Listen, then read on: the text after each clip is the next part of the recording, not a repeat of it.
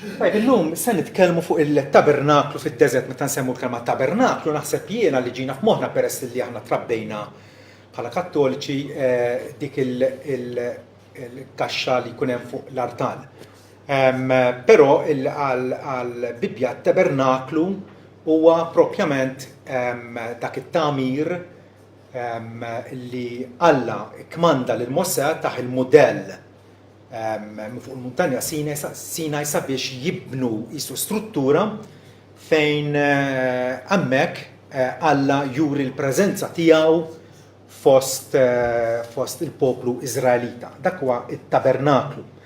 Matul l-40 sena li huma qattaw fid-deżert, tajjeb kull meta l-sħaba li kienet simbolika tal-preżenza tagħha kienet tintrefam fuq it-tabernaklu, il-poplu kien jippakjaw kollox u jimxu wara is-sħaba. Bekk imbagħad eventwalment daħlu fl-art imwieda fil-Kanan fejn baqa' ikollhom it-tabernaklu. Issa jiena il-tok tagħna dalgħodu semmejta ħarsa lura biex ngħaddu l-qudiem.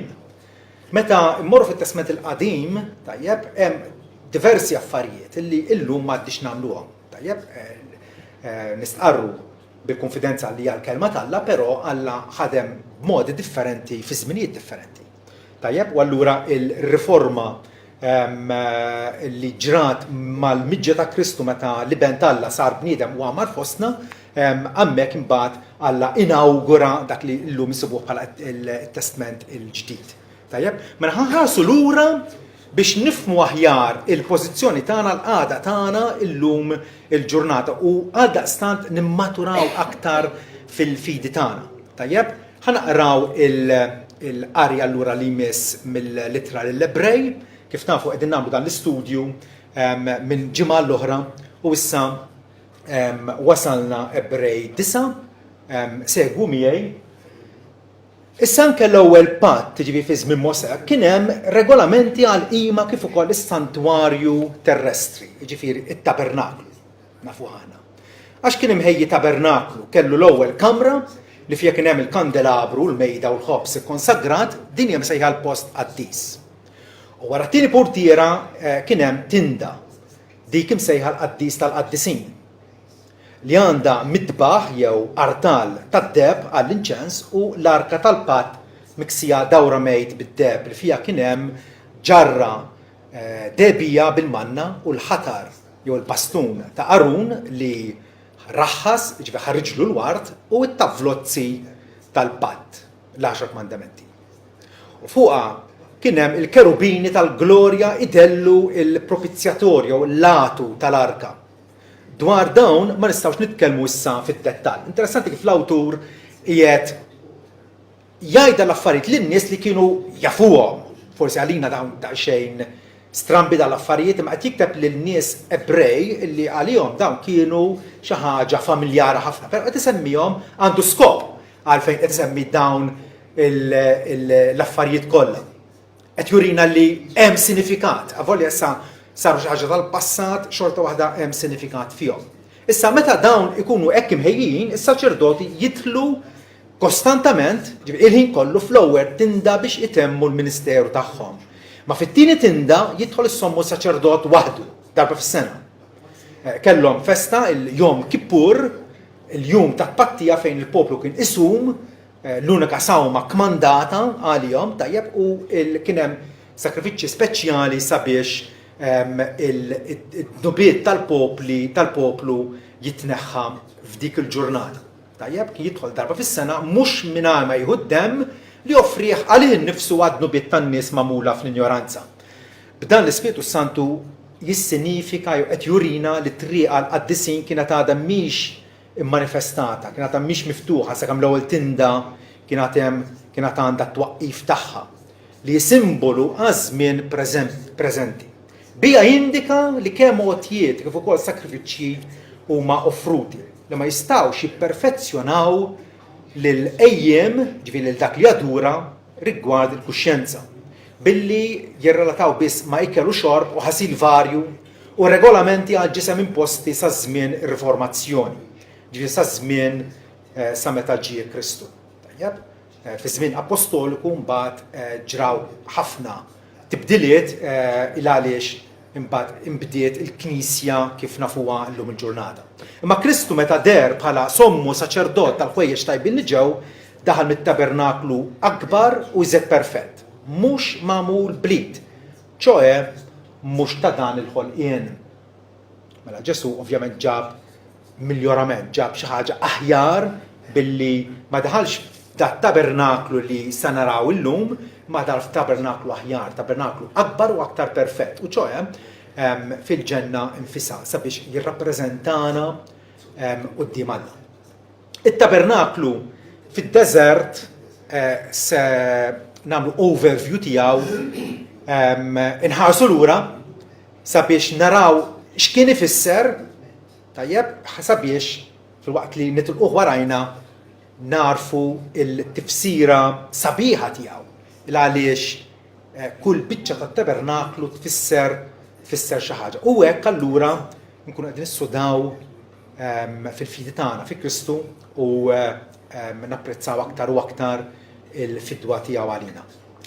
Dan huwa il-tabernaklu ovvjament impressjoni artistika tajjeb, però tixbaħ ħafna jekk ikollok taqra l-informazzjoni li għandna fil-Ktieb tal-Esod u rajna passaġġ, Joseph rana passaġġ qasir dwar it-tabernaklu fejn Alla beda jispjega l-Mosè x'ħajamel, kull biċċa amara, minn xi tkun magħmula mill-injam tal-gazzi, mid-deb, tajjeb u ħajamlu diversi. Però meta ramawh it-tabernaklu kif qegħdin tarawh fl-istampa hemmhekk, propjament dik kienet l-attività li kienet xi ħaġa komuni għal poplu. Il-12 tribu ta' Iżrael tajjeb kienu infatti kkampjaw b'mod partikolari kif qalilhom Alla. 3 tribujiet fuq il-tramuntana, 3 fuq in-nofsinhar, 3 fuq il-vant u 3 fuq il-punent. U fiċ-ċentru allura tal-poplu, aħna nikkalkulaw seta' jkun poplu ta' anke 2 miljun jekk mhux 3 miljun ruħ fid-deżert, fiċ-ċentru tagħhom kien hemm it-tabernaklu. Alla qiegħed jammar ma' niesu tajjeb fid-deżert. Aktar tard meta wara diversi sekli li kienu ilhom fl-art imwiegħda daħlu fi żmien Ġoswe, aktar tard fi żmien David xtaq illi jibni tempju lil Alla. Ir-raġuna qal mela jiena qiegħed nammar f'palazz taċ-ċedru, palazz sinjur, u il-mulej qiegħed jammar f'sempliċi tinda, nixtieq nibnilu tempju. Però Alla bagħtlu lill-profeta Natan u qallu mhux inti tibni t-tempju, imma ibnek Salamun. U hekk ġara. Salamun infatti talab l-għajnuna ta' diversi nies anke minn barra l-pajjiż sabiex iġibulu l-njam u nies esperti fl-arkitettura u kollox, u bena it-tempju. Li beda jinbena hemmhekk għandkom id-data, allura xi 500 sena wara li kien miet Mosè, tajjeb. Il-tempju sar il-ċentru tal-qima l-udija f'Ġerusalem, kif nafu. 3 darbiet fis-sena l-irġiel kollha minn 20 sena l fuq kienu obbligati li jinżlu Ġerusalem biex josservaw 7 festi mqasma matul il-kalendarju liturġiku tagħhom, tajjeb, l-aktar waħda famuża li tafu biha l-koll hija l-festa tal-Eid. Tal-Eid u l-Azmi li kienet magħha, tajjeb imbagħad kien hemm oħrajn, Pentekoste u l-Jom Kippur, l-Jum tat-Pattija, tajjeb, tat-Tabernakli, diversi festi. Tajb, u allura baqa it-tempju f'Ġerusalem li jiġbed minn kull naħa ta' Iżrael lin-nies. In-nies ovvjament jekk taqraw l-istorja qalba tal-Lut naraw illi mhux biss kellhom it-tempju ma bdew jibnu artali lawlin fil-ġonna tagħhom taħt is-siġar idolatrija u jikkupjaw il-ġnus ta' madwarhom u jagħmlu statwi u xbjat minn uxa u Alla wissihom permezz tal-profeti sakemm kellu jiddixxiplinhom u keċċihom il barra mill-pajjiż. L-art letteralment kif tgħidilna l-Iskrittura besqithom il għaliex ma bdewx il-Alla. Alla qalilhom ċentru wieħed ta' qima, tajjeb, huma għamlu dak li qallhom moħħhom it-tempju iġġarraf fi żmien l-Imperu Assirjan u Babilonjan, il-poplu Ludi kien imkaxkar fl-eżilju, però mbagħad raġa' inbena fi żmien il-profeta Ħaggaj u Zakkarija f'dik id-data kien pjuttost iżgħar minn ta' Salamun.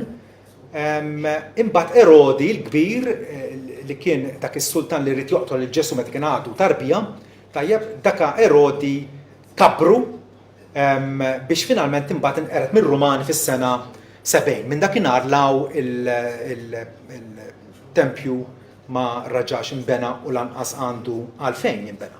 Għaliex aħna rridu narfu llum il-ġurnata fil-waqt li l-Bibja hija kollha għalina u nistgħu nitalmu minn kull paġna tal-Iskrittura, tajjeb rridu ngħaddu mid-dellijiet għar-realtà. Dak li ġara fil-Testament il-Qadim kien biss preparatorju, kienet tħejjija għal ħwejjeġ tajba li kellhom jidhru fi Kristu Ġesu. Allura kienu dellijiet biex niftehmu. Kienu dellijiet illi jagħtu biex ngħidu hekk indikazzjoni Alla x'kellu jagħmel aktar quddiem. Ir-realtà illi ġabilna Kristu, ir-realtà tal-maħfra tiegħu, ir-realtà tal-fidwa tiegħu. Tajjeb? U allura mit-tip ngħaddu għall-antitip. Forsi kliem daqsxejn mhux tas-soltu, tip hija xi ħaġa bħalma kienet it-tabernaklu.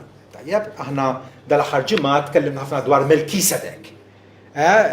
Is-sultan tas-Slim, is-sultan tal-ġustizzja li ltaqa' ma' Abram ta' Ħlexu, dak huwa wkoll tip ta' Kristu. Tajjeb? Huwa xi ħadd illi huwa jisu figura tajjeb illi nħarsu lejh u naraw illi Alla kellu jagħmel xi ħaġa jerġa' aħjar minn dak Melkisedek fi Kristu Ġesu. U allura tip huwa xi ħaġa storika, xi ħaġa li ta' bilħaq ġrat meta Mosè olla s-serb tal-bronz fuq l-arblu dak kien tip. Kienet storja vera din li ġrat tajjeb. Min ħares lejn dak il-serb għalkemm kien mikdum mis-srib valenużi fih. Tajjeb, il-tip huwa wkoll profetiku qed jurina xi ħaġa li Alla kellu jagħmel aktar quddiem permezz ta' Ibnu Ġesu. Tip huwa wkoll intenzjonat, ġifieri maħniex ħankunu ħanidu fanciful li nużaw l-immaġinazzjoni tagħna, le, huwa intenzjonat huwa ċar illi ħafna ġrajiet, l-arka pereżempju ta' Noè, illi Noè bena arka dawk li kienu ġol arka salvaw mill-ilmijiet, mid-dilluvju, dak li kienu barra inqerdu. Dik ukoll hija huwa tip ta' Kristu. U allura kull tip fl-Iskrittura huwa kristoċentriku. Iwassalna biex aktar u aktar nifissaw il-ħarsa tal-fidi tagħna fuq Kristu Ġesu. U allura huwa edifikanti. Isaħħaħna. Meta naqraw dwar il-tabernaklu għandkom 13 kapitlu fil-Bibja kollha, għandkom il-referenzi hemmhekk fil-Ktib tal-Esodu. L-aktar tip deskritt fid-dettall, 13 kapitlu, dettalji ta' kull biċċa amara, tajjeb, għaliex Alla daħal f'dak l-intrigu biex jiddeskrivilna din l-istruttura li kienet iċ-ċentru tal-qima Ludija għaliex dak kollu ifisser qed jindikalna l-ħwejjeġ tajba li ġew fi Kristu Ġesu. U allura Alla preskriva l-qima tat-tabernaklu li kellha sinifikat profond. Tajjeb? In-nies ta' dak iż-żmien 99% ma kinux jafu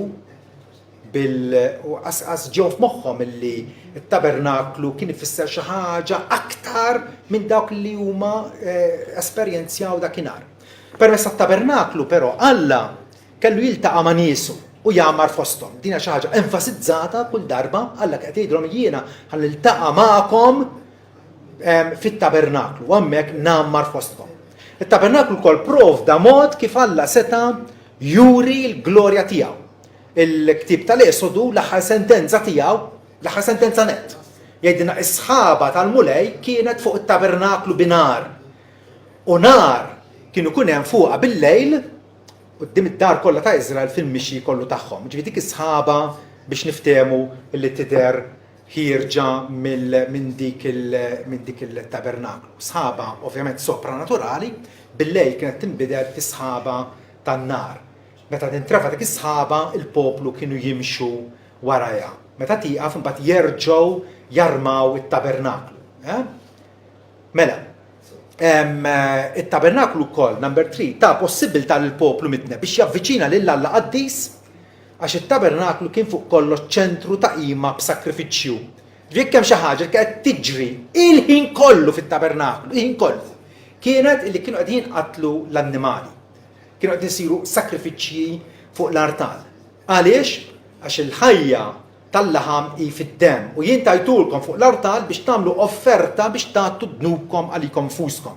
Għax huwa d-demm li hu l-ħajja li jagħti dnub. Kemm huwa enfasizzat il-sakrifiċċju bid-demm fit-Testament il-Qadim. Għaliex taħsbu? Għaliex dak is-sakrifiċċji kollha kienu ħajdu hekk stampi, figurazzjonijiet tas-sakrifiċċju wieħed effettiv li kellu joffri Ġesu Kristu mbagħad fuq il-Kalvarju. Numru 4, fl-istess ħin it-tabernaklu fakkar dwar is-separazzjoni ta' Alla Qaddis minn nies midimba. Il-poplu seta' jersaq biss permezz tal-qassisin li servew ta' medjaturi. Il-nies komuni ma setawx jitlu fit-tabernaklu. Ma kellhom il-qassisin li kienu mbagħad jaqdu l-ministeru għan-nom tagħhom u għal-ġid tagħhom. Finalment il-tabernaklu antiċipa il-fidwa fi Kristu. U allura huwa kopja u del. U dan li jridu nifhmu huwa kopja ta' ħwejjeġ aħjar. Huwa del ta' realtà isbaħ minn hekk. Għaliex ngħidu hekk? Għaliex Ġwanni fil-bidu tal-Vanġelu tiegħu, kapitlu 1 vers 14, jgħidna l-kelma, l-logos, tajjeb, lil Ġesu qed isejħalu il-kelma hawnhekk. Dak li Alla ikkomunika magħna permezz tiegħu. Ġesu. Il-kelma sar laħam meta twilet mill-Verġina Marija u jgħidilna u għammar fostna. U aħna osservajna l-glorja tiegħu. Glorja bħal tal-uniku mingħand il-missier mimli grazzja u verità. Ammar hija kelma speċjali hemmhekk. Mhix aħna normalment nittraduġuha lived jew dwelt. Imma il-kelma propja tfisser tabernacled. Ġesu waqqa fit-tabernaklu tiegħu fostna. Ja kelma speċjali isservi ta' muftieħ biex nifhmu il-Vanġelu ta' Ġwanni kollu. Sabiħ ħafna. Ġwanni b'mod indirett ħafna qed jgħidilna illi l-istorja dwar Ġesu Kristu kif twieled u għex, miet u kien irxuxtat. F'din id-dinja tagħna Ġesu f'sens reali waqqa fit-tabernaklu tiegħu fostna. U allura Ġwanni qed jindikana illi dawk l-affarijiet tal-antik tajjeb issa sabu il-sinifikat, sabu l-vera tifsira tagħhom Ġesu Kristu. U Ġwanni ċerta ferħ qed jgħid aħna osservajna l-glorja tiegħu. Kienet xi ħaġa glorjuża għal nies illi jamru madwar din l-istruttura u hemm indikazzjoni sopranaturali ta' sħaba kontinwa li Alla qed jurihom illi jiena ninsab magħkom. Però Ġwanni hawnhekk qed jgħid aħna osservajna l-glorja tiegħu. Kif nosservaw? Ovvjament bil-fidi. Ġwanni kien wieħed illi fada fi Kristu. Ġesu wkoll qal lil Marta meta kmanda lin-nies biex ineħħu il-ġebla quddiem il-qabar tal-Qażru, Marta protestat qaltlu ilu 4 ijiem mit-tfun, 4 ijiem mejjed. U Ġesu għalilha tinkwetax, ma tlekx jiena illi jekk temmen tara l-glorja tal-Alla? U Ġwanni permezz tal-Vanġelu tiegħu qed jurina ħajmexxina prattikament matul il-tabernaklu, ħajmexxina matul dan it-tabernaklu u ħajurina t-tifsira tiegħu. Kif dan it-tabernaklu seħħ fil-ħajja u l-mewt ta' Sidna Ġesu Kristu. Ġwanni osserva l-glorja tiegħu fehmhom dal-ħwejjeġ u għalija glorja bħal tal-uniku mingħand il-missier mimli grazzja u verità. Fil-waqt li dari kellhom dik l-istruttura, tabernaklu, u kellhom dik il-liturġija kollha sabiħa. Però kienet biss del ta' ħwejjeġ aħjar. U allura ħanibdew issa naraw x'kien fih it-tabernaklu. Okay? In-nies ma setgħux jitlu mill-xadba l-ġewwa. Tajjeb, taraw li hija imdawra kollha bid-drab. Però kif kollhom jittawlu l-ġewwa, l-unika ħaġa li kienu jaraw prominenti kienet l-artal tas-sakrifiċċji. Dik kienet il-ħaġa li bniedem bniedem komuni, li kien iressaq ħaruf jew naġa jew bodbod biex ikun offrut bħala sakrifiċċju, il-qassis kien jilqgħu max-xadba, jittestja l-annimal u perfett, jekk hu perfettu mingħajr difett kien imbagħad joffrih bħala sakrifiċċju. Kien hemm 5 tipi ta' sakrifiċċji. Wieħed minnhom kien l-offerta maħruqa għal kollox, meta l-annimal sħiħ kien ikun maħruq fuq l-artal. L-artal kien ukoll jiżżarma u jintrama, però għandek fejn il-qassisin u mejjunin mill-Leviti kienu kontinwament joffru il-ministeru tagħhom ma dan l-artal bil-lodda li kellhom kollha tissemma fl-iskrittura. Mela aħna din ngħidu illi dal-ewwel oġġett li naraw fit-tabernaklu Ġwanni ħajippreżentaħħulna fil-Vanġelu tiegħu. U appuntu fl-ewwel kapitlu stess naraw it-twettieq ta' dan l-artal. Tajjeb intu ta' il-Vanġeli kollha Mattew, Marku u Ġwanni isegwu l-istess, għandek it-twelid, għandek il-ħajja, it-tagħlim, il-mirakli, il-mewt u l-qawmien ta' Kristu. Għandek dik l-ordni. Però Ġwanni hawnhekk għal darbtejn jurina li l-ewwel ħaġa li rridu nikkonċentraw fuqha hija il-sakrifiċċju ta' Kristu. L-għada ra il-Ġesu ġej lejh, Ġwanni l-Battista ġifieri, u qal araw il-ħaruf Alla li neħki d-dnub tad-dinja. U aktar tard l-għada Ġwanni reġa' kien wieqaf ma' tnem id-disċipli tiegħu. U fil-waqt li ħares lejn Ġesu miexi qal araw il-ħaruf Alla. Dawn kienu lut illi semaw dak-diskors l-ewwel darba. U naħseb jiena hawnhekk qalbhom qabża il għaliex raw illi issa hemm twettieq ta' dawk is-sakrifiċċji innumerabbli li sa dakinhar stess kienu għadhom jiġu offruti fit-Tempju f'Ġerusalemm, issa Ġwanni qed jgħid dan huwa l-ħaruf Alla, huwa dan illi ineħħi, illi ġorr lem id-dnub tad-dinja. Tajjeb, allura Ġwanni kif għad se jibda jurina matul il-Vanġelu tiegħu kif it-tabernaklu jitwetta f'Ġesu Kristu. Wara l-artal tal-sakrifiċċji kien hemm dik li aħna nsejħula l-lembija. Għandek isu ħawt jew fl-iskatur kbir li kien jintuża mill-qassisin biex jinħasslu qabel ma jibdew ix-xogħol tagħhom. Alla jrid illi l-qaddejja tiegħu jkunu safja, illi jkunu aċċettabbli, preżentabbli qudiemu. Tajdu li kif twettqed din fi Kristu. Well, tiftakru meta Ġesu tkellem ma' Nikodemu fi Ġwanni 3, notaw l-ordni, l-ewwel Ġwanni kapitlu 1, issa Ġwanni 3. Dejjem bl-ordni kif suppost, Ġwanni laqqana ma' din il-lembija tal-ħasil fejn Ġesu qal li Nikodemu tassew ngħidlek jekk wieħed ma jitwilidx mill-ilma u mill-ispirtu ma jistax jidħol f'saltnet Alla. Il-ħaġa mwielda mill-laħam il-laħam u l-ħaġa mwielda mill-ispirtu spirtu. Kif nafu li l-ilma hemmhekk Ġesu probabbilment qed jagħmel referenza għal ħasil tas-saċerdoti. Pawlu fl-ittra lil Titu jagħmilha ċara illi Alla salvana bil-ħasil ta' twelid mill-ġdid u t-tiġdid tal-Ispiritu Santu. Il-sakrifiċċju ta' Kristu jaqlalna mingħand Alla il-grazzja illi nindafu permezz tal-Ispiritu Santu. Dan meta il-Kristjan huwa imwieled mill-ġdid, huwa maħsul quddiem Alla. U allura issa huwa kwalifikat biex iservi lil Alla. Salvana mhux minħabba l-opri konna minna fil-ġustizzja, Iżda skont il-ħnina tiegħu bil-ħasil ta' twelid mill-ġdid u t-tiġdid tal-Ispiritu Santu li sawa fuqna bil-kotra permezz ta' Ġesu Kristu is-Salvatur tagħna. Bil-kruċifissjoni, bit-tislib ta' Kristu, bil-mewt tiegħu tajjeb, għalana l-grazzja tar-riġenerazzjoni.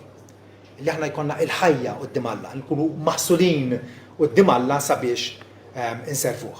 Jekk ikollna nitlu mbagħad f'dik l-amara mod tiegħha, tajjeb, il-Bibja sejħilha il-post qaddis.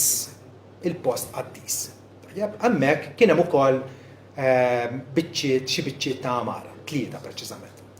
U fuq naħa minnhom kien hemm mejda tad-deb illi fuqha il-qassisin kienu poġġu 12 il-ħobża jew ftira li kienu jinbidlu kull ġimgħa. U l-qassisin kienu jieklu dak il-ħobż tal-preżenza.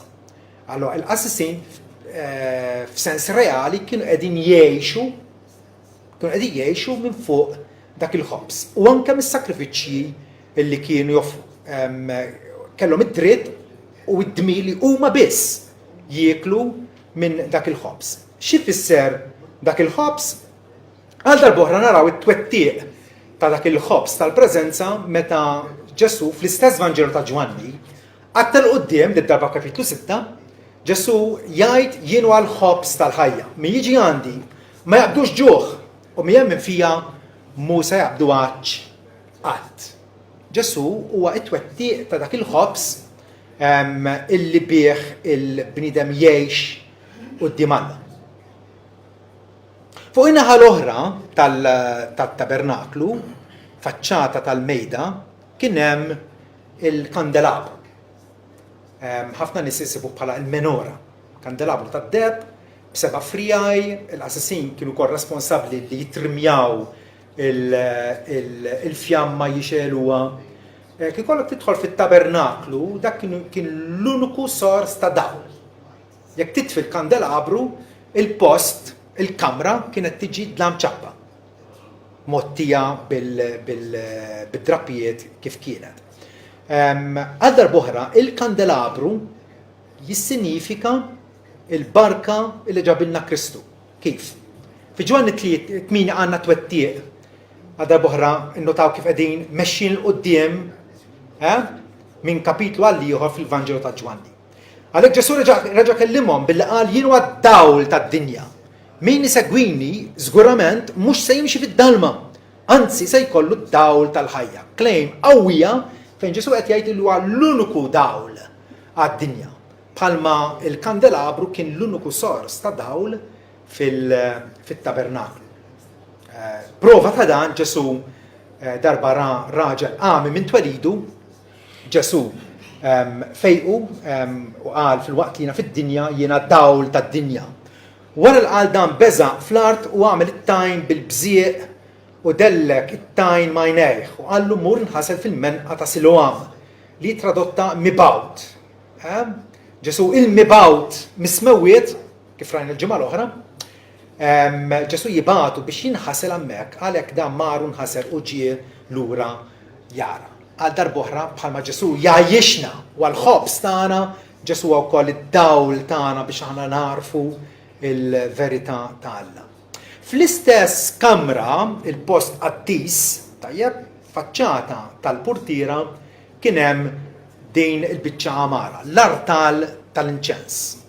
L-artal pjuttost żgħir, miksi bid-deb fejn il-qassisin Lut kienu imqasma f'24 taqsima matul is-sena kollha. Wallu kull taqsima kellhom il-dover għal xi ġimagħtejn biex jitlu broster ovvjament u joffru l-inċens fuq dak l-artal. Inċens li l-formola tajjilhom Alla, formola speċjali li ħadd ma seta' jikkupja. Tiftakru l-istorja ta' Zakkarija meta fil-bidu tal-Vanġelu ta' Luqa daħal biex joffri l-inċens u derlu l-anġlu fuq in-naħa l-eminija ta' dak l-artal. U hemmhekk kellmu privatament u qallu l-talba tiegħek instemet inti se jkollok tarbija vera semmija Ġwanni. Kien propjament hawnhekk illi l-anġlu kellem lil Zakkarija li kien pjuttost avvanzat fl-età, però dak il-ħin Zakkarija kien appuntu biċ-ċensier daħal biex joffri jagħmel il-servizz liturġiku tiegħu f'dak il-post. Azzjoni sagra ħafna, in-nies nafu li kienu jibqgħu barra u jitolbu. Infatti f'dik l-istorja, infatti kienu daċċan inkwetati kif Zakkarija dam ħafna ma ħareġ minħabba illi kellmu l-anġlu. Lut kellhom biża dejjem illi xi assis imut waqt li jkun hemm ġew. B'mod partikolari l-qassis il-kbir, għax il-qassis il-kbir ħanġu għalija aktar tard, ngħidilkom aktar tard. It-twettieq tal-artal tal-inċens, xi ġifieri? Illi l-qassis kienu joffru l-inċens. Il-Bibja tagħmilha ċara, speċjalment fl-Apokalissi, illi l-inċens huwa simbolu tat-talb. Illi jitla ifuħ quddiem Alla. U appuntu naraw fi Ġwanni 17 għandna kapitlu sħiħ fejn Ġwanni jirrekordjalna talba sublimi ħafna ta' Ġesu lejliet il-passjoni tiegħu. Fejdina Ġesu tkellem dal-weġ wara li rafajnejh il-fuq is-sema qal missier ġiet is-sija. Igglorifika libnek sabiex liben jigglorifika lilek. Hekk jibda t-talba tiegħu Ġesu is-sommu saċerdot tagħna, l-qassis il-kbir tagħna, li bħalli kieku qiegħed hawnhekk u qiegħed joffri l-inċens quddiem Alla t-talb tiegħu quddiem Alla jinterċiedi għalina. U x'jgħid? Fit-talba tiegħu pereżempju jgħid ma nitlobx li tneħħihom id-dinja, iżda li żommhom mill-ħażin. Mhumiex mid-dinja bħalma jimminix mid-dinja. Qaddishom bil-verità kelmtek hija l-verità. Ġesu jrid li niesu id-dixxipli tiegħu jkunu imqazzin isseparati għal Alla permezz tal-verità li għaddilna. U jagħlaq it-talba tiegħu billi jgħid missier irrid illi huma wkoll li tajtni jkunu miegħi fejn kun jien sabiex jaraw il-glorja tiegħi. It-talb effettiv ta' Ġesu Kristu huwa simbolizzat appuntu f'dan l-att ta' devozzjoni li kien hemm assisin fit-Testament il-Qadim. Tajjeb, hawnhekk għandna cross-section tat-tabernaklu. Tinnutaw li għandek kamra minnhom il-post qaddis hija d-doppju kbira tal-post l-aktar qaddis. Bil-Latin insibuhom is-Sanctus u s-Sanctus Sanctorum. Il-post qaddis u l-qaddis tal-qaddisin. Ġifieri għandek it-tabernaklu kollu qaddis, il-qassisin biss setgħu jitlu l-Leviti. In-nies jibqgħu barra. Fil-post qaddis jidħol il-saċerdot waħdu kuljum biex jixel u jitrimja il-kandelabru, joffri l-inċens, però mbagħad fil-post l-aktar qaddis ġewwa net jidħol biss il-qassis il-kbir darba fis-sena. Xi tfisser dik il-portiera illi naraw għandek portiera li qed tifret il-post qaddis bil-post l-aktar qaddis. It-twettiq tagħha huwa dan. Ġesu tkellem dal-ħwejjeġ u il-sinifikat tal-portiera. Għandek l-ewwel restrizzjoni, il-portiera qiegħda tifret. Qiegħda tħallik tgħaddi. Hemm restrizzjoni. Fit-tieni tinda jidħol is-sommu saċerdot waħdu darba fis-sena. Mhux minn ma jieħu d-demm li joffri għalih innifsu għadnu bid tan-nies magħmula fl-injoranza. Però Ġesu ġabilna aċċess, ġabilna tul. Issa xi ħaġa inkredibbli illi aħna nistgħu ngħaddu mill-post qaddis għal post l-aktar qaddis bid-demm ta' Kristu. Għandna dit-tama bħala ankra r-ruħ, tama kemm sigura kif ukoll ferma u li tidħol fin-naħa ġewwiena wara l-portiera. Xi ħaġa li kienet ħadd ma kien jassumi jew jimmaġina li daħas ir-realtà. Li nitlu fin-naħa ġewwiena wara l-portiera fejn Ġesu daħal bħala prekursur għalina billi sar sommu saċerdot għal dejjem skont l-ordni ta' Melkisedek. Issa nafu li Ġesu ma daħalx fit-tempju as such. Ma daħal fit-tempju vera tas-sema biex jirrappreżentana quddiem Alla. Walla għandna dan il-privileġġ għoli permezz ta' Ġesu Kristu illi anke nitlu fil-preżenza tagħha. Mela l-aħwar. La darba għandna l-konfidenza biex nitlu fil-qaddisin bid-dem ta' Ġesu. Bit-triq ġdida u ħajja li nawgura għalina mill-portiera Voldiri Laħnu. U la darba għandna saċerdot kbir fuq id-dar tal-Alla ħanersu qalb sinċira bl-assigurazzjoni kollha tal-fidi. Il-portiera allura tissinifika il-ġisem ta' Kristu moti għalina. Tiftakru meta Ġesu miet, immedjatament ma li miet, il-portiera tat-tempju iċċartet minn fuq s'isfel. Alla issa fetaħ it-triq u qiegħed jistedinna biex nitlu permezz ta' Ibnu Ġesu fil-preżenza tiegħu, bl-assigurazzjoni li nkunu mill-qwejn minna. U la darba nitlu mill-portiera l-ġewwa jekk inkomplu nistudjaw it-tabernaklu, x'ħansibu? Ħansibu biċċamara waħda kompatta, l-arka tal-patt. L-aktar oġġett qaddis tat-tagħmir kollu. L-arka li kienet tissimbolizza l-preżenza tal-Alla. Infatti tissemma ħafna drabi fil-Testament il-Qadim. Waħda minnhom jgħidilna mill-Ktieb tan-Numri li huma telqu mela mill-muntanja tal-Mulej u għamlu 3 jiem mixi u l-arka tal-patt tal-Mulej imxiet qudiemhom 3 jiem triq biex tfittxilhom post fejn jistrieħu.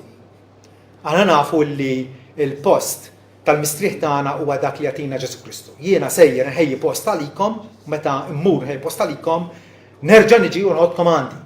L-arka hija s-simbolu, hija l-preżentazzjoni ta' Ġesu Kristu preżenti magħna, l-Emmanuel Alla magħna, tajjeb illi appuntu ġie tħallat magħna biex isibilna post tal-mistrieħ u nnifsu.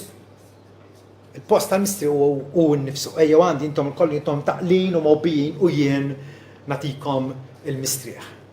Ħanarawha biċċa din l-arka. L-ewwel nett għandna il-propizzjatorju jew l-latu. Kien hemm qatu tajjeb illi allura kienet isa kaxxetta li tinfetaħ. Tajjeb.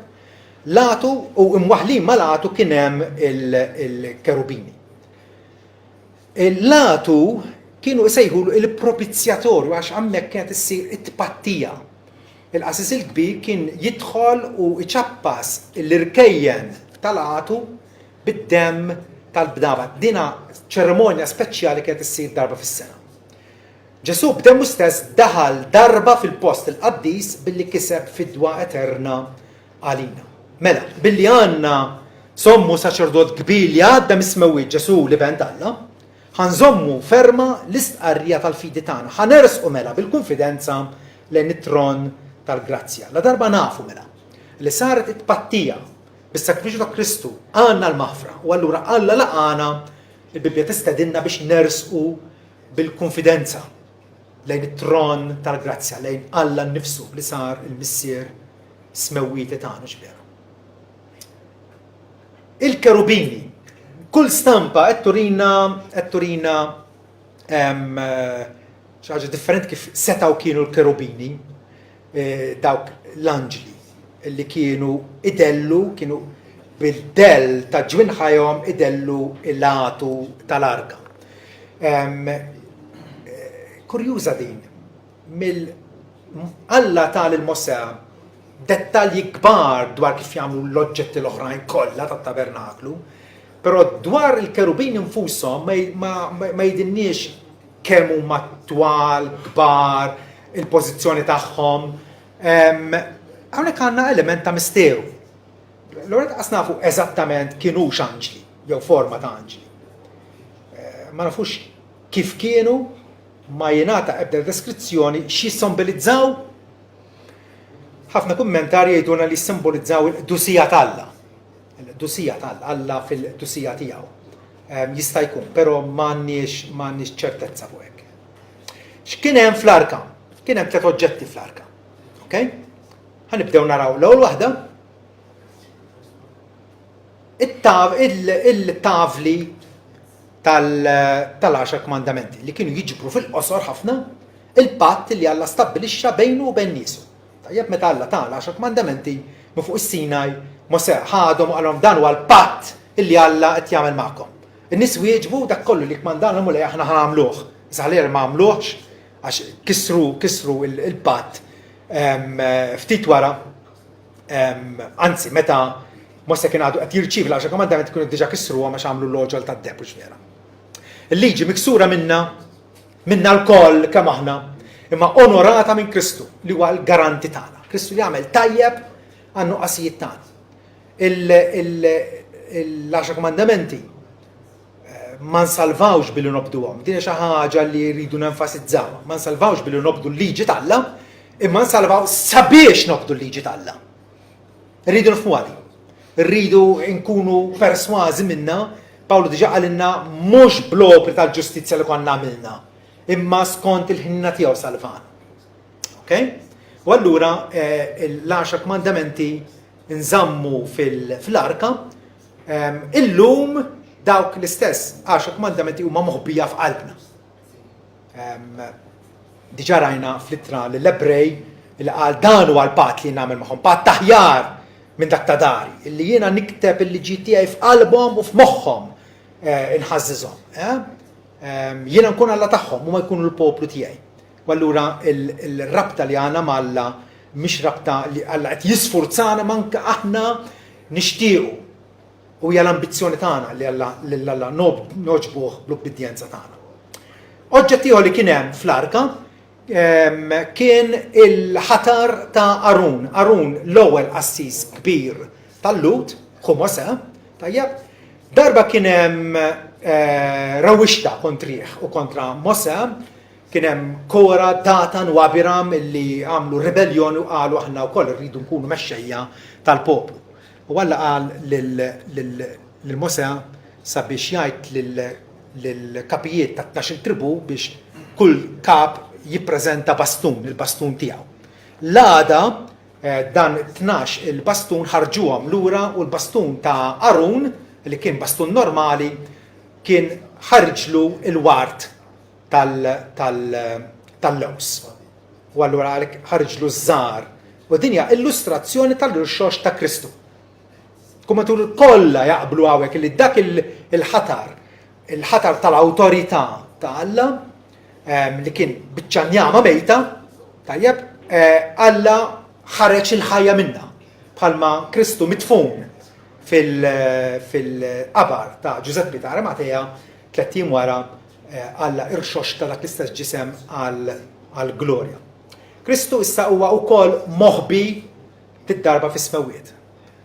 La darba intom irxoxtata ma' Kristu jgħidilna Pawlu fiċ-ċuweġ ta' fuq fejn Kristu qiegħed fuq l-eminja Alla. ħajkunu l-affezzjoni tagħkom u qalbkom merfuqa l fuq. Kristu issa huwa moħbi fis-smewiet. Dak Kristu li jgħidilna għax jiena ngħix intom tgħixu wkoll. Il-ħajja tagħna quddiem Alla hija l-ħajja ta' Kristu fina. Postu Pawlu jesprimi sabiħ ħafna meta jgħid jiena msallaq ma' Kristu ma kollu jien ngħix, imma mhux jien huwa Kristu li jgħix fiha. Il-ħajja li ngħix issa ngħixha bil-fidi bin Alla li ħabni u ta' lilu nnifsu għalija. Kristu huwa dak li għajjixna u ikompli għajjixna billi jatina lilu nnifsu. Appuntu, it-tielet oġġett, it-tielet u l-aħħar oġġett li kienu jinżammu fil-arka kienet ġarra bil-manna.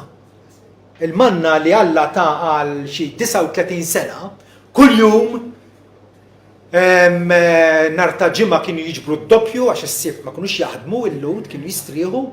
Tajjeb Alla ħaħsiebhom matul il-vjaġġi tagħhom fid-deżert billi bagħtilhom l-ikel mis-sema. L-ikel li darba kien moti mis-sema fil-beraħ għal kulħadd issa huwa miżmum fl-arka. Moħbi hemmhekk il għaliex dik il-ġarra tal-manna li baqa' ma dewwitx, baqa' ma tħassarx dik il-manna. Tajjeb dik il-manna saret il-weda tal-ġenna. Kif nafu dan? Meta Ġesu f'waħda mill-ittri tiegħu lill-knejjes fil-ktib tal-Apokalissi jgħidilna min għandu widna ħajisma' dak li jgħid l-Ispiritu lill-knejjes. Min jeleb, u ċoe il-fidili kollha dak li huma ta' Kristu, min jeleb se nagħtih mill-manna l-moħbija. Tajjeb, li hija referenza diretta għal manna moħbija fit-tabernaklu. Tajjeb, però nafu li dik il-manna mal-bqija tal-oġġetti inqerdu imbagħad meta r-Rumani invadew il-pajjiż il-tempju iddestruġġewh u kollox ġie fix-xejn. Ġesu jagħtina il-manna l-moħbija, ovvjament il-manna speċjali tiegħu li bija jgħajjixna għall-eternità. Mela, għandna dawk it-tlet oġġetti miżmumin fl-arka. X'sar minnhom storikament? Ma nafux lanqas importanti, naf li joħorġu ħafna films minn Hollywood, ma naf The Lost Ark u ħafna affarijiet li ħafna stejjer inventati. Aħna l-aqwa li nafu s-sinifikat tagħhom. Alla jridna li ngħixu skont ir-rieda tiegħu, dik ir-rieda li kitibha fil-qalb tagħna, moħbija fil-qalb tagħna. Kapaċi ngħixuha għaliex għandna l-ħajja ta' Kristu fina, l-ħajja tal-irxox tiegħu, Kristu li imantinina bil-ħajja sopranaturali tiegħu. Reġgħu lura għall-epistola lill-Ebrej. Ħanagħmlu daqsxejn ta' overview li sissa il-kittieb mill-ewwel kapitlu irrid jikkonvinċina fuq dal-affarijiet. Illi dak li sar qabel ma twila Ġesu Kristu kien tajjeb, kien l-emil tal-Alla. Kif Alla tratta mal-Lut, ħariġhom mill-Eġittu, għalilhom biex jagħmlu t-tabernaklu, mbagħad it-tempju tal-affarijiet kollha, imissa jridu ngħaddu mit-tajjeb għall-aqwa. All right? Mill-inferjuri jridu ngħaddu għas-superjuri. Minn saċerdozju fuq l-art għal wieħed fis-sema. Għalhekk fil-knejjes evanġeliċi llum il-ġurnata ma nsibux saċerdoti. Sibu mexxejja, għalliema, katekisti, però mhux saċerdot bid-definizzjoni tiegħu ifisser xi ħadd li qed joffri sakrifiċċju. Aħna nemmnu li s-sakrifiċċju uniku għal maħfra tagħna diġà sar. U allura m'hemmx saċerdoti fuq l-art għaliex għandna wieħed kwalifikat fis-smawiet. L-awtur qed jgħidilna li mit-tipi jridu ngħaddu issa għall-antitip. Minn Melkisedek, filwaqt li narfu il-ġmil tiegħu kif Abram ukoll għaraf li kien superjuri għalih taħt id-deċmi, tajjeb issa jridu ngħaddu għall-antitip. U ċoħe inħarsu lejn Ġesu Kristu. Ġesu nnifsu qal li l-Iskrittura, Mosè, is-Salmu u l-Profeti jagħtu xhieda tiegħi. Il-Bibbja bażikament hija ktieb illi tallimna dwar Ġesu Kristu, għaliex hu it-tama tagħna. Wara Ġesu aħjar mill-profeti, u aħjar mill-anġli, u aħjar minn Mosè, aħjar minn Ġoswe, aħjar minn Arun. Ġesu introduċa patt u saċerdozju tal-aqwa kwalità. Neħħa d-dellijiet u ġab ir-realtà. Din hija ħanejdu hekk l-enfasi kbira tal-epistola lill-Ebrej. Taħsbu intom illi matul is-sekli il-Knisja in ġenerali fil-branki kollha tagħha fehmitu dal-messaġġ? Apprezzat il-fatt li Ġesu neħħa d-dellijiet u ġab ir-realtà? Ma tantx. Ma tantx. Infatti sallum il-ġurnata minkejja it-tagħlim fil-ittra l-Ebrej naraw kif kemm fil-Knisja Kattolika Rumana, kemm fil-fost il-Grigi Ortodossi, naraw ħafna tagħmir illi prattikament huwa misluf jew l-idea tiegħu ġejja mit-Testament il-Qadim. Meta Ġesu neħħa dawk id-dellijiet għaliex għax wettaqhom. U dan huwa messaġġ illi llum il-ġurnata rridu narfu ngħaddu l-ħadd għaliex. Il-ċentru ta' kwalunkwe knisja kattolika, aħna trabbejna l-kol kattoliċi. Nafu x'inhu? X'inhu? It-tabernaklu, dak li huwa it-tabernaklu. Fejn jgħidulna hemm Ġesu sagramentat. Aħna ma nistgħux naċċettaw din l-idea x'vera. Għaliex? Għaliex Ġesu merfuħ fl-ola ta' smewiet fuq il-lemenija tal-missier li d-dixxipli għalilhom il-foqra dejjem għandkom magħkom, imma lili mhux dejjem se nkun magħkom. U għalu kol li l-arus għat jittieħed minn magħhom imbagħad isumu meta l-arus ma jkunx magħhom. Ġifi Ġesu għamilha ċara li kellu jitla lura fis-smewiet. Minkejja dan għad hemm din l-idea illi il-Ġesu jew l-mulej nistgħu nirrestrinġuh jew impoġġuh f'lokalità imsejħa it-tabernaklu. L-Apostol Pawlu nnifsu jgħid li Alla li għamel id-dinja u kull ma fija billi hu sejt is-sema u l-art ma jammarx f'santwarji maħdumin b'idejn. Lanqas mu moqdi bidejn umani bħalli kieku jonqsu xi ħaġa. La darba hu jagħti lil kulħadd il-ħajja u n-nifs u kollox. Allura kbir wisq biex ikun ristrett f'tabernaklu. Infatti, anke fi żmien il-Testament il-Qadim, tajjeb Alla mela ċara illi dik hija turija simbolika tal-preżenza tiegħu. Għaliex nafu li Alla huwa omnipreżenti. Jinsab kull imkien. Stefnu, meta kellem lil dawk li kienu qegħdin jeżaminaw qalilhom imma l-ogħla qed ikkwota hawnhekk mill-Iżajja, ta' ġifieri il-poplu dik jafa din. L-ogħla, Alla l-ogħla ma jammarx fid-djar magħmulin bliet bħalma jgħid il-profeta is-sema huwa t-tron tiegħi. U l-art mirfes ta' saqajja, liema tip ta' dar se tibnuli jgħid is-sir, jew liema post hemm għall-mistrieħ tiegħi. Mhux jgħid jagħmel dal-ħwejjeġ kollha. Anke Salamun li bena t-tempju. Fit-talba tad-dedikazzjoni tiegħu il-Alla għallu ċarutont, jaqgħu int se tagħmmar f'dar tal-ġebel? U allura jridu noqogħdu attenti kontra dawn l-iżbalji illi juru nuqqas ta' apprezzament, jew nuqqas ta' fehma dwar il-realtà illi ġabilna Ġesu Kristu. Is-sitwazzjoni hija għar minn hekk jekk aħna nagħtu daqqatajn. L-idea illi katedrali li tkun kbir u sabiħ u majestus, għax hemmhekk jammar Alla. Aħna nafu aħjar minn hekk hux vera. Fil-Medjuevu kien hemm din il-kompetizzjoni sfranata bejn il-bliet Ewropej biex jibnu l-akbar katedrali f'Sevilja, Chartres, Reims, Pariġi, kollha jikkompetu bejniethom. Anke l-idea illi għad hawn kap tal-Knisja. L-awtur l-Ebrej jagħmel ċara illi Ġesu huwa l-qassis il-kbir uniku tagħna. Mentri il-kap tal-Knisja Kattolika seħlu nifsu l-Pontifex Maximus vera, il-qassis il-kbir. Għal darbohra, aħna mhux kapriċċjożament ma naċċettawx bħala l-kap tal-Knisja. Imma il għaliex jekk nagħmlu hekk nkunu qegħdin niddiżonoraw lil Ġesu Kristu li hu is-sommu saċerdot tagħna li daħal fis-smewwiet sabiex jirrappreżentana hemmhekk. Ukoll l-idea li hemm irġiel li sebu ta' qassisin għal bqija tan-nies. Kienet fit-Testament il-Qadim, illum l-Apostlu Pietru jagħmilha ċara u tonda illi l-Kristjani kollha kemm huma kbar u żgħar nisa u rġiel aħna saltna ta' qassisin u nazzjon qaddis. Il-privileġġ kbir li tagħna ġesu li nistgħu nidħlu issa fil-qaddis tal-qaddisin permezz tad-demm tiegħu. Ukoll l-idea illi jsir sakrifiċċju fil-Knisja. Le, sakrifiċċju sar u sar darba għal dejjem.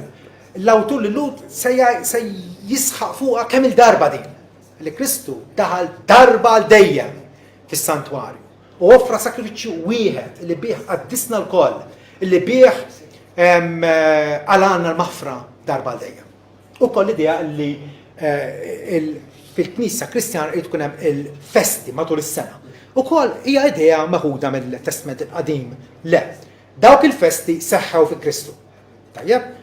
L-Apostol Pawlu pereżempju jgħid li Kristu li huwa l-Eid tagħna huwa l-Passover tagħna, tajjeb kien sagrifikat għalina. Mela Kristu wettaq il-festa tal-Eid, wettaq il-festa tat-Tabernakli, wettaq kwalunkwe festa oħra. U għalhekk illum il-ġurnata m'għandniex għalfejn nerġgħu lura għad-dellijiet. Għaliex? Għax ingawdu il-realtà li hija fi Kristu Ġesu.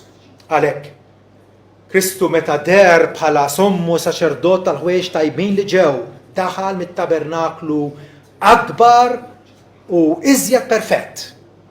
Mhix kwistjoni ta' x'qegħdin nagħmlu fuq l-art, imma kwistjoni tar-rappreżentazzjoni ta' Kristu għan-nom tagħna, għannom tal-fedili tiegħu fis-smawiet. Daħal f'tabernaklu mhux magħmul blit, ċoe mhux ta' dan il-ħolqien. Qed jirrappreżentana quddiem Alla nnifsu fis-smawiet. Għax Kristu ma daħalx f'qaddisin magħmulin blit, antitip tal-veru, iżda daħal fis-sema nnifsu biex issa jidher fil-preżenza ta' Alla għalina. Il-fiduċja u t-tama kollha tagħna għandha tkun fi Kristu. Ġesu meta tkellem mal-mara Samaritana għalilha għad tasal is-sija u issa hi meta dawk li jqimu lill-missier la jqimuh f'Ġerusalemm u lanqas fuq l-għolja Geriżim imma jqimuh fl-ispirtu u skont il-verità. Il-verità hija miġbura fi Kristu Ġesu. Il-lajnejn u il-namra u l-affezzjoni u l-attenzjoni kollha tagħna għandha tkun mdawra u konċentrata fuq Kristu Ġesu li huwa l-alfa u l-omega, il-bidu u t-tmiem tal-fidi tagħna. Dawk li rajna matul din is-sensiela kollha dak huma biss stampi li Alla qed jurina minn qabel x'kellu iwettaq aħjar u b'mod suprem f'ibnu Ġesu Kristu. Mela, mid-dellijiet l-aħwa ngħaddu għar-realtà u mit-tip ngħaddu għall-antitip li huwa Kristu nnifsu.